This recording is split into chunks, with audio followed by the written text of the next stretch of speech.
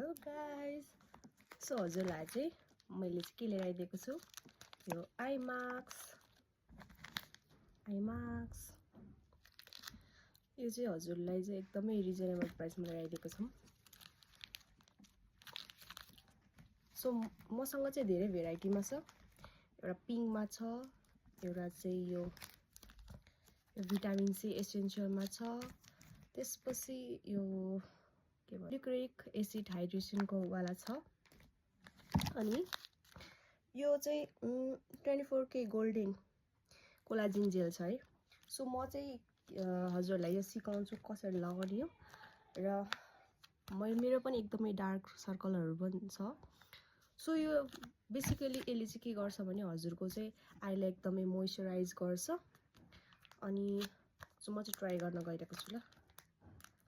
so हजुरले यहाँबाट यसरी खोल्न सक्नुहुन्छ अनि यहाँबाट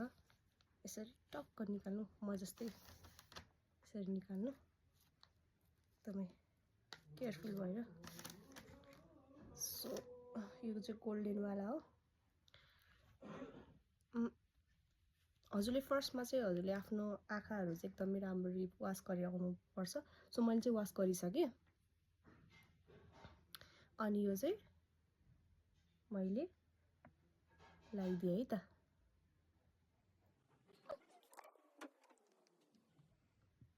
सो हजुरले चाहिँ यो चाहिँ 15 देखि 20 मिनेट सम्म राख्नु पर्छ